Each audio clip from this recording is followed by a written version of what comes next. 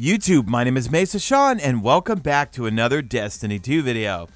Alright folks, we're going to talk about how to essentially stop the timer and make your Altars of Sorrow runs blueberry proof. Blueberries are what we call random players when you're solo. So this mainly applies to solo players who are running Altars of Sorrow, and you're running into that problem where you get to the boss after tier 5 and the timer runs out. And the boss doesn't die, you do not get your drop, and you have to go back and redo tier 5 to get to the boss again. If you would like a full guide on Altars of Sorrow and everything you get from it, why you should do it, well, click the link in the description or annotation on screen. But in a nutshell, it's a really fun, I'd say better version of Escalation Protocol, except after every full run, every boss that you kill, you get a guaranteed drop, and it rotates.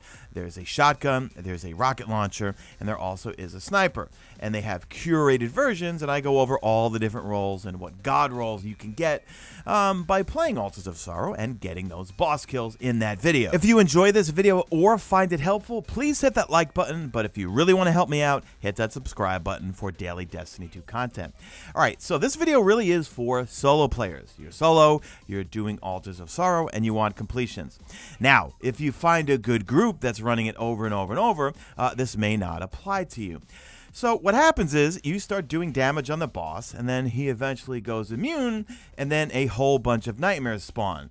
But the problem is this: once he spawns all of those nightmares, everyone starts to scatter about, okay? And those nightmares will be heading towards the portal to sacrifice themselves, and they will take down a, well, pretty large chunk of the timer. You can see right here, we've got 50 some odd seconds.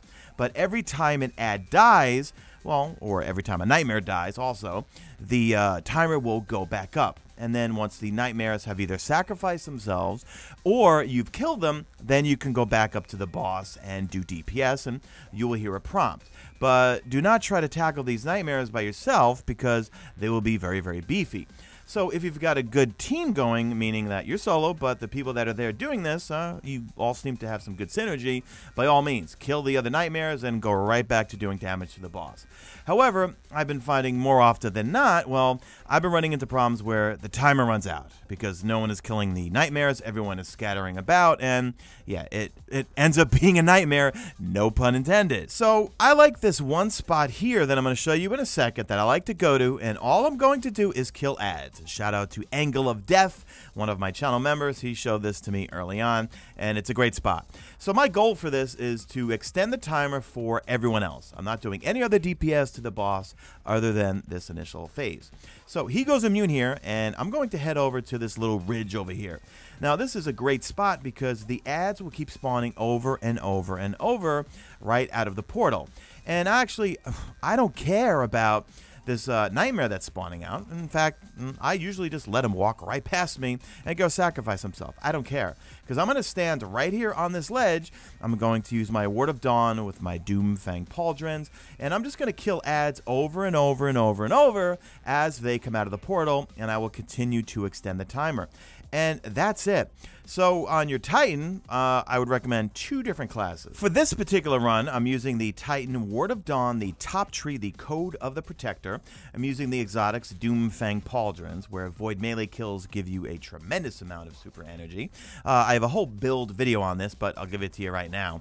On my class item, I'm running Enhanced Ashes to Assets, gain even more super energy on grenade kills, and also Enhanced Bomber, even faster grenade cooldown when using your class ability. So the goal is to get as many Ward of Dawns as possible, and yeah, just sit here and camp away and just keep an eye out on the nightmare health, and hopefully your blueberries out there will kill the boss as you sit there and just extend the timer. Now notice, like, the timer's pretty low, but don't worry, I'm going to keep it extended the entire time. And in this particular run, yeah, it was in its 30s and 40s here and there, and I'm looking at the clock for this particular kill of getting to the boss. It was about 4 minutes, okay? But I knew I had to, because when I tried to do DPS on this particular boss with these randoms that were out here, we ended up having to go back twice actually. So I said, you know what? I'm going to sit here and camp the entire time and just extend that timer and give them enough time to kill the boss. Another build that I like to use for this particular part where I'm extending the timer, or just Altars of Sorrow in general, is my Sunbreaker Code of the Siegebreaker, the bottom tree Sunbreaker build. And that's creating sunspots and basically setting everything on fire as they come out of the portal. Now, in this particular clip, I'm wearing the Phoenix Cradle exotic boots, where Sun Warrior will last twice as long, and allies who pass through your sunspots are granted Sun Warrior. However, you can also wear the exotic chest piece, the Hollow Fire Heart, where solar abilities regen faster and even faster if your super is charged. However, for the most part, when I get my super, I want to use it and just throw down and have lots of sunspots all over the place so the enemies can walk into them and burn. For the Warlock, you probably saw this one coming a mile away, but we're on the Dawnblade and we're using the middle tree, the Attunement of Grace. Now, for the exotic, we're using the Phoenix Protocol chess piece, where the main perk is Battle Hearth. So, gain super energy for kills and assists while inside your Well of Radiance. So, yeah, just plop the Radiance down and try to get as many kills as possible. And even though Bungie did nerf this thing a little whiles back, you still get plenty of super energy. So, that was one well right here. You're going to see it disappear in a second. And for the most part, I'm at like 3/4 right now to getting my next super. So, it's still really good. And another cool thing about it when using this is while playing Altars of Sorrow, if others are standing in your well, you also get super energy from their kills as well.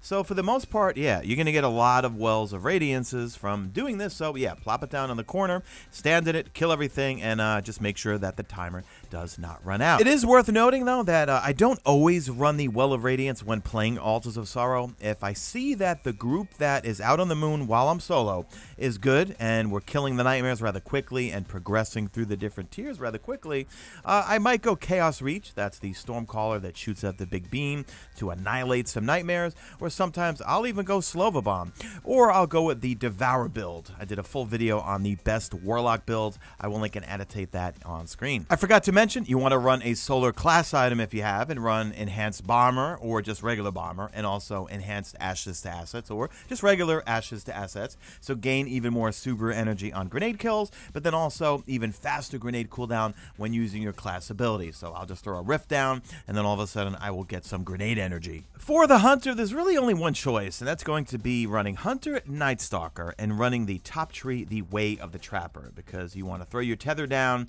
and you want to have as many ads get tethered so that you get your tether back, you get your grenade back, you get your smoke back, and so forth.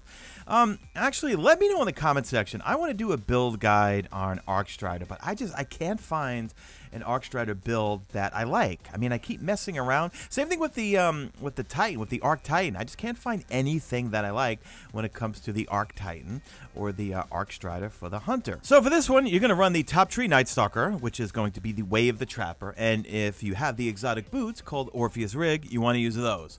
Provides ability energy for each enemy tethered by deadfall anchors, and also Moby's Quiver has more shots. Now, I did a full best PvE Hunter Night Stalker guide, but that's all about DPS. We're not using that for this, although you can when you're running Nightmares and you're having a good team synergy going on and you want to just kill Nightmares really quickly. Watch my video linked and annotated on screen where I use the bottom tree for the Night Stalker, which is all about getting as many tethers and DPS as possible on Nightmares. But for this, we just want to trap enemies and just get grenades and supers back and so forth. So that's pretty much it, guys. I hope you found this video helpful. But yeah, just do this when you find that you're not having good synergy and you're by yourself. Obviously, if you were a team, you're going to be fine.